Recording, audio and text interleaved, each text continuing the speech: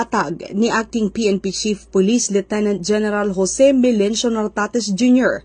ang kanyang agenda ng reforma na nakatuon sa mas epektibong pamamahala ng yaman ng organisasyon at pagpapatibay ng operasyon ng pulisya. Binigyang diin ni Police Lieutenant General Nartates na ang maayos na paggamit ng tauhan, kagamitan at pondo ay mahalaga upang mapalakas ang buong sistema ng PNP. Aniya, sa tulong ng tamang recruitment, placement at pagsasanay, katuwang ang DPRM at DHRDD, mas mapapataas ang performance at moral ng mga pulis.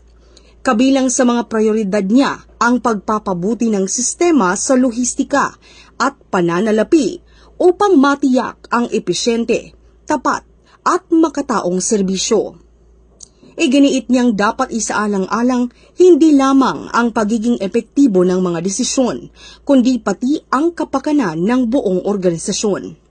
Bahagi rin ng kanyang agenda ang pagpapatupad ng Enhanced Managing Police Operations or EMPO, na layong pigilan ang krimen, palakasin ang investigasyon at tiyaking ang mga lumalabag sa batas ay napapanagot.